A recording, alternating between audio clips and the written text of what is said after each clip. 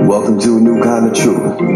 This podcast will broadcast a new gospel that will feel like church, where the pews are filled with the hues of the human condition. Folks searching for something, because we all going through a similar kind of something, all of us looking for a message, so no need to sit in the back. Come to the front, learn a lesson, get a blessing. You probably came to be entertained or hear the choir sing, but you're about to feel the thoughts of a purpose-driven woman. No sugarcoating, all truth, straight, no chaser, here to get down to the heart of the matter. So be prepared to peel back the layers, pour your wine, open up your mind, and let's unwind to the rantings of Dani. All right. Welcome back. I know it has been a minute. There was an unplanned extended break in the podcast world, and for me anyway, and that's because I had to take a trip, go on my family reunion and that sort of thing. And the idea was to, be able to record some episodes while I was there, and we ended up dealing with some family situations and some medical issues, and it just did not happen. But I'm back. If you have been part of this conversation, I appreciate you very much. And I'm looking forward to where this goes from here. If you listen to the last episode, kudos to my mom. Whoop, whoop. Shout out, Mom. She did her thing and let me interview her. And I have to say it was really enlightening. There were a lot of things that came out in that conversation that I had never heard before, that I had never thought about before. But before I just dive right on there, let me say this. So this podcast is the Rantings of Dani. The point is to change the world one conversation at a time. This is a place to tackle the hard topics, but not for the sake of being heard or being right, but for the sake of understanding, for generating a conversation where we get to see each other, where we get to, kind of get a glimpse of how everyone is thinking and envisioning things so that we gain a better understanding and maybe we can bridge some gap. We have a pretty big divide in this country right about now. So I'm hoping my mission is to bridge the gaps. And we have plenty of them. It's not just racism, right? That's just the first one that I've decided to tackle. So if you want to be a part of this conversation, please email me at Dani@therantingsofdani.com. You can also hit me up on Facebook at The Rantings of Dani and like the page over there as well. Subscribe to the podcast. Be a part of this. This is a space where truly you can speak what you feel, speak what's on your heart, what's on your mind, and not have to worry about judgment, but from a place of really having a productive conversation. It is part of what we lack. Everybody wants to be heard and everybody wants to be right. No one really wants to understand. And without understanding, we don't get a chance to see each other. And that's kind of what we're lacking it. I think back to that conversation that I was having with my mom during the interview, and she said, that when she saw my dad, she just was like, yeah, that's for me. and I asked her, what was it like? What was the greatest challenge? Because they were married so early. They were married in 1964, 3 years before the Loving case ever happened. And she said, the world might have, the world around them might not have liked what they were doing or appreciated what they were doing, but they didn't really care. Like there was no one existed in their world but the two of them. And, I started to think that's what love does. Love makes you look past things that, would normally maybe have you pause. Love, once you get to know someone, once you see them, once you come from a heart space with people, it supersedes and it transcends all of those other considerations that would normally hold us back. And that's the point of this, right? We are human beings on this planet together. And I truly believe that this is what makes the difference, is when we can start to see each other from that space. Maybe not the, hey, you're going to be my husband and I want you no matter what space, but the space in, I see you. From your heart for who you are, not for, your thoughts, your beliefs, your prejudices, the things that you were raised. And sometimes I'm starting to wonder if a lot of racism is ignorance. And even, I wonder sometimes, is it always aware? I'm like, are you always aware of it? Is it just plain ignorance? Is it cognitive dissonance? I'm sure that, it falls into all of those categories at some point or another. But this episode is courtesy of my family reunion. So as you all know, I'm a biracial woman, And this family reunion was on my mom's side of the family. So let me just tell you, my mom was raised in the Midwest in Iowa. In her hometown, the current population is 5,979. So needless to say, I went a good stretch without seeing anybody else that was a person of color. And, so I chose to title this episode, My Interracial Family, the most racist, non-racist you'll ever meet. And the truth of the matter is, I was having a conversation with one of my cousins today, as a matter of fact, about this very thing, because every time I go home, I experience some form of racism, and usually within my family while I'm home. And they don't get it. Like, they really don't even understand what's happening when it happens, because they love me. So they don't even, it doesn't even register. There's just nobody home.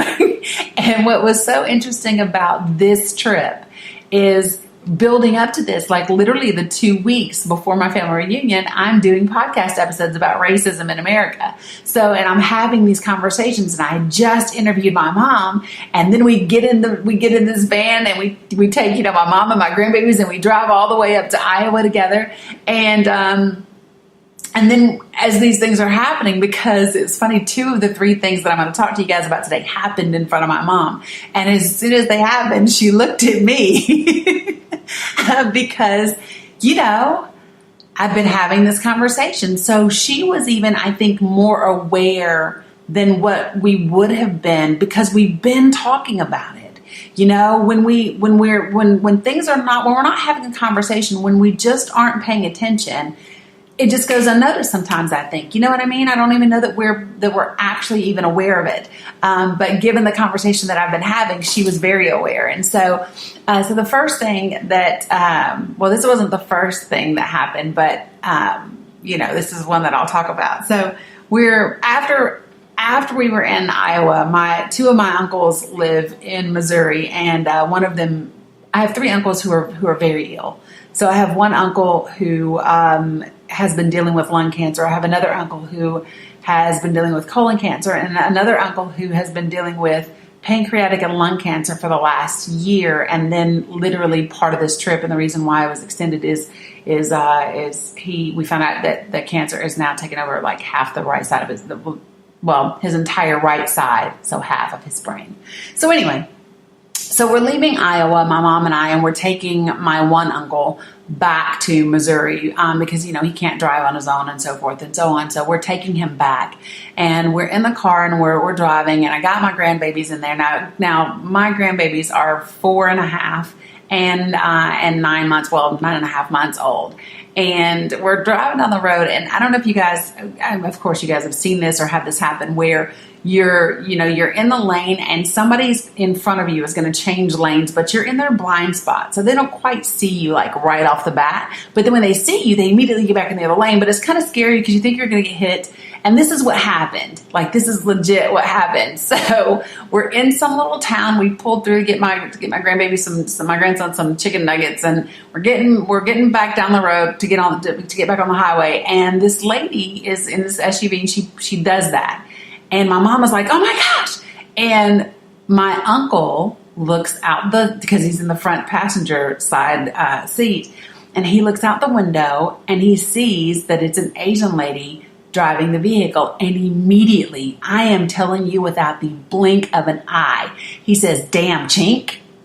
And my mom's eyes literally go to me in the rearview mirror, and my mouth flies open like, "Oh my God," right?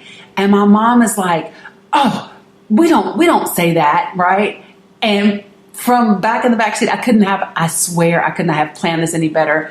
My grandson goes, remember y'all, he's 4.5 years old. He goes, "I heard you say that."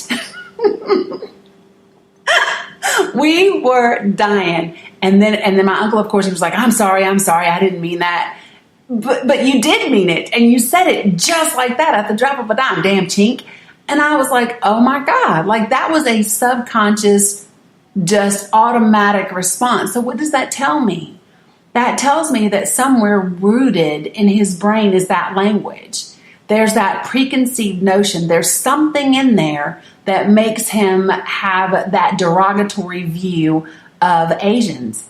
And it just blew me away for a second, Now, let me just tell you. So last family reunion, every year it's a racist experience for me when I go home, well, this is not my home, but when I go back for family reunions, because last year it was in Missouri and there was literally an NAACP warning out for people of color that they were being profiled and pulled over at an alarming rate in Missouri, and to be careful driving.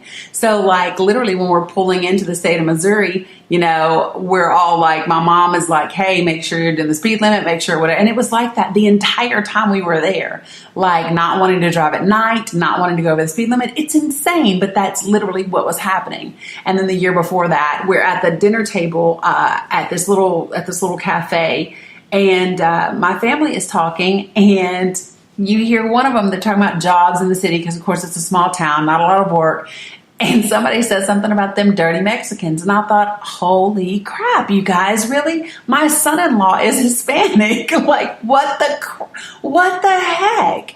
And the thing is, they say it so freely, and I don't even know that they realize, so this is part of my thought process is I don't know how much leeway do you give? How much grace do you give and say, oh, you just don't know any better? Or at what point do people have to be held accountable? Because this is not 1963 anymore. And even if you've never left the small town that you're from, or which, by the way, they have, because both my uncles were military at one point. But, even if, which is so funny because check this out. So when they're talking about being in the military, they'll talk about how, some of their best friends were black guys in the military and how da-da-da-da-da-da. And I just don't oh my gosh, the difference is alarming. And what it says to me is when you know them, you get it. When you know them, you see them as people. But when you don't know them, you group them in this category that has all of these yucky assumptions and opinions about who they must be and how they must be, and it's just not okay, So that was the first thing, right? The second thing that happened is we get to Missouri, and so now I have both my uncles in the same place, and we were going to eat. We went to eat Chinese, and we're at the restaurant. And, if you've ever been to a hair salon or a Chinese restaurant or a nail salon or whatever, they tend to speak whatever their home language is, So if they're Korean, that's what they speak. If they're Vietnamese, that's what they speak. If they're Chinese, that's what they speak, whatever. So we're there, and I don't recall what it was that my uncle needed, but he needed something, and our waitress was speaking to another waitress in their native tongue. And my aunt pipes up and says, well, maybe you just should have said it to them in their language. And my uncle, without missing a beat, here we go again, absolutely not. This is America. The only language I'm speaking is English. And again, my mom's eyes flash straight to me because I've been having this conversation, right? And this is her brother. And she was like, you know what? If I had a second language, I'd speak it all the time just so I never lost use of it. And I just was like, I think people should speak whatever language they want to, whatever their culture is, whatever works for them. Why does America mean you can't speak a different language? Well, I'm not saying that it does. I'm just saying, well, no, that's kind of what you just said. It's this, when you call people out on it, there's this backtracking ability, and those two things happened, and it made me have pause. It made me, I don't know, maybe it used to upset me, but it doesn't upset me now. They're both in their like mid to late 70s, and I just don't know that they get it, and I don't know if they'll ever get it, because it's not like we haven't had conversations about it. they only make those conversations relevant when it applies to Black people that they know and people of color that they know. And the last example that I'll give you guys, as if this is not enough, right? I know you're thinking, holy crap, Dani, I don't know about your family right now. Well, join the damn club. I don't know about my family either. We always say that we put the fun in dysfunction, which is sad but true. But so probably the most disturbing conversation that happened while I was there, and it really did impact me, because this is my uncle that I just love and adore him. And it really could have damaged our relationship. And I don't even know that he's fully aware of what he said. But I've shared it with my mother since, and she's fully aware of what he said. So after my dad passed, you got to remember, my mom was a widow at 28 and raising 3 biracial children in the hills of Northeast Tennessee. And it was not an easy journey,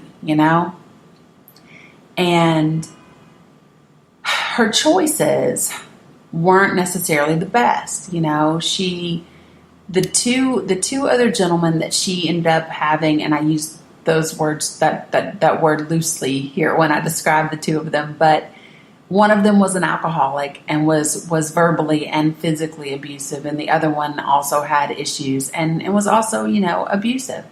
And while we were there, we had an issue with our tire on the rental car, and so my one uncle took my mom to go get it fixed. And so we're in the hotel room, and my other uncle and his wife are there, and we're talking, and he asks me, well, how's your mom doing, and whatever. And so we're having this chat, and then he says, why do you think your mom never found anybody else after your dad? And I said, well, Daddy was the love of Mama's life. And he said, I know. He said, your dad was an exceptional man. Your dad was one of a kind.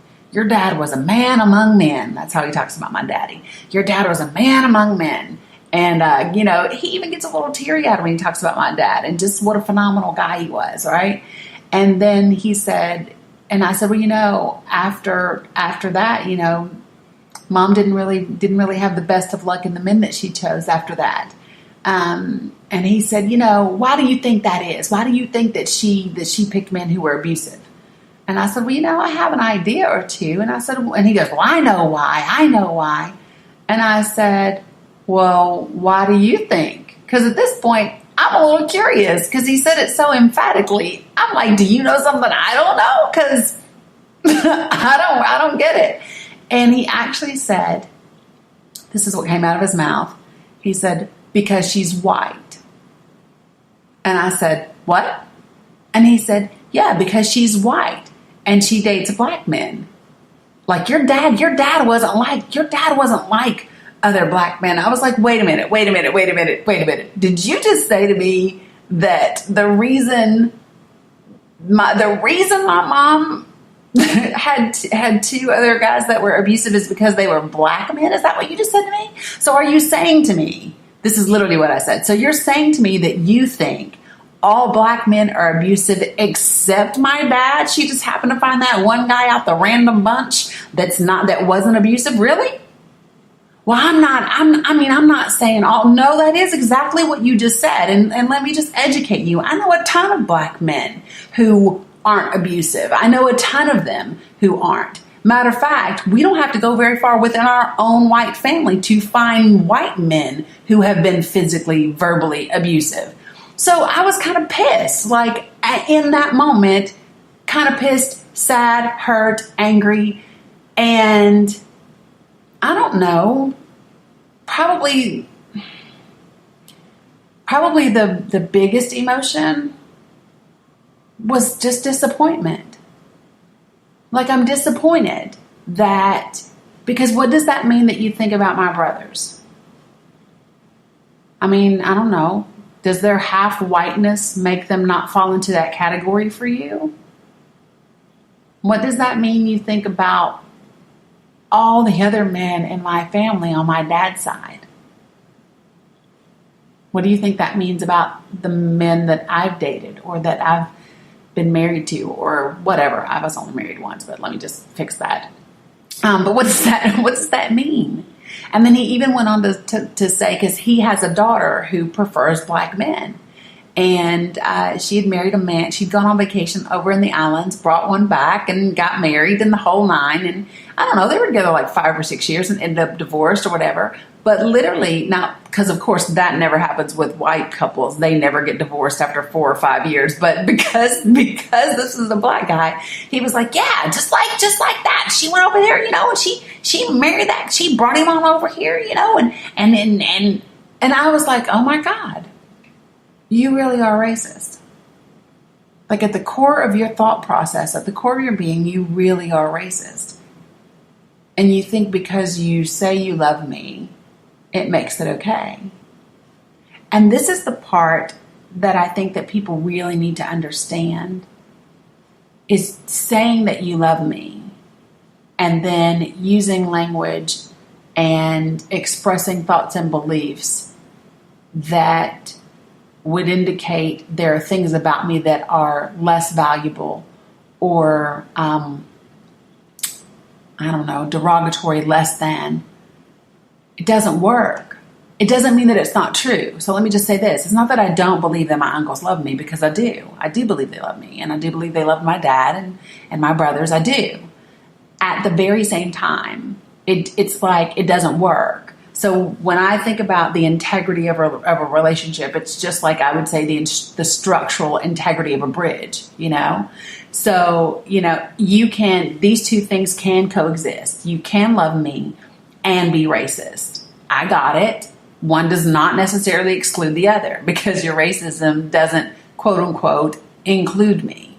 However, it includes a part of me, a piece of me, a thing that is within me that makes me who I am. So that makes the relationship have a breach in its integrity. There's something that doesn't quite work the way that it should in our relationship, or the way that you think that it would, or the way that I would love for it to. Because no matter what, every time I go for a family reunion, this is the kind of crap that happens. This is what I hear. This is what it comes up. And for God's sake, shouldn't my family be the one place that I don't have to experience this? But I do. Every single year, no matter what, time and time again. And if it's not racism, it comes out in other ways. It comes out in religion. It comes out with all kinds of other things. And it just makes me, it's one of the reasons why religion is the subject I'm tackling next. Because what I believe is there are some core major things, religion being one of them, racism being another one of them, that are so divisive that it's not only ripping apart our country, but it's ripping apart families.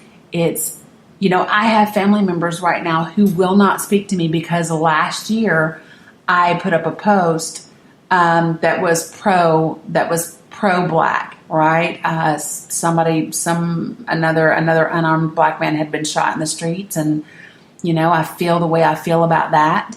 And it's like I explained to them when I was home this time. We were having a conversation. We were still in Iowa, and I said, whether you guys get it or not, I might be light-skinned, I might be biracial, but when I walk out my door every day, I live life as a black woman in America. That's what people see when they see me. That's what dictates how they treat me. That's what dictates how they sum me up until they get to know me, which brings me back to what we were talking about, like with my mom. She said that my dad said to her when he was sick and they knew he was going to die, he said, Marty, don't raise thugs. Don't let my babies grow up to be thugs. Make them speak well. Make them be able to articulate. Make sure they're educated. Make sure they're smart. He did not want us to be judged solely by the color of our skin. He wanted us to have a chance at building something and exceeding places where, other members of our family had never gone. He really wanted that for us. And, my mom is a stickler about language and how we speak and our vocabulary and how we pronounce our words and enunciate our words. And I used to be like, oh my God, really? And now I get it. She made a promise to the love of her life that she would give us that advantage, that edge, that tool to try to give us a leg up, to give us something to hang our hat on, so that if people gave us a chance long enough to speak to them, maybe we could get them to see past the color of our skin, And that's what we need across the board, is for people to look past the things that maybe aren't comfortable for us. If what makes you uncomfortable is somebody else's religious belief, you might want to interrogate that and ask yourself, why does it bother you what someone else believes? If it bothers you, if you're uncomfortable with minorities in this country, with immigrants in this country, interrogate that.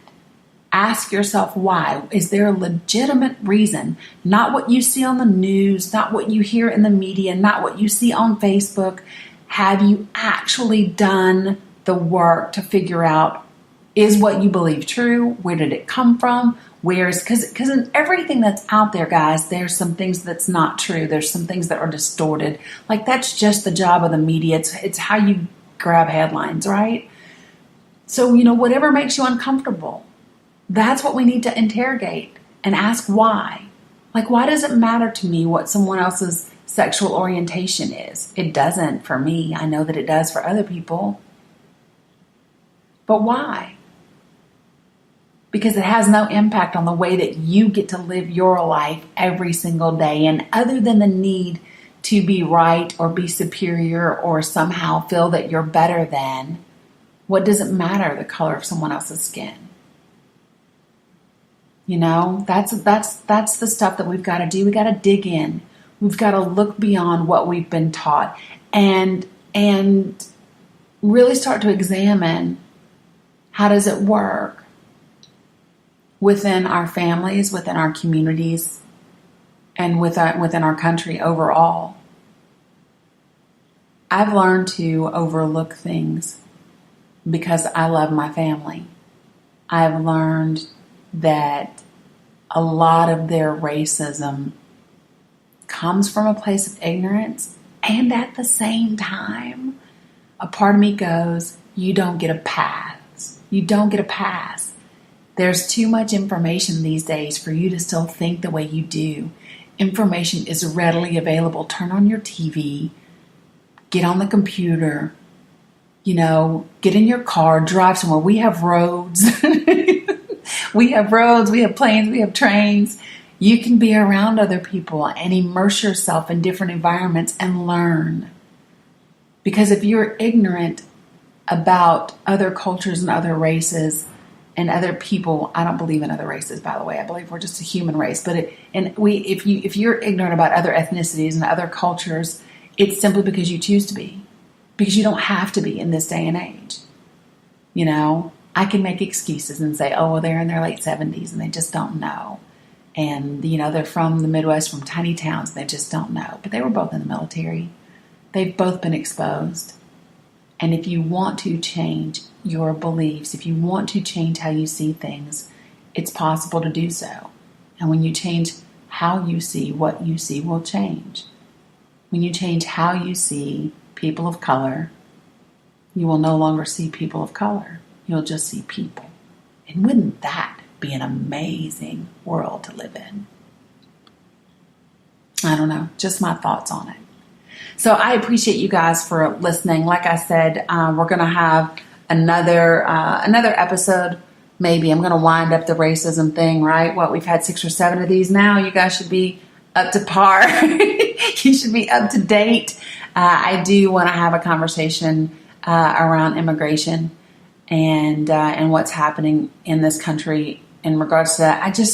I'm not really sure how I want to do that, to be honest, because so much has been said and so much is out there. I'm not sure what I can add to the conversation.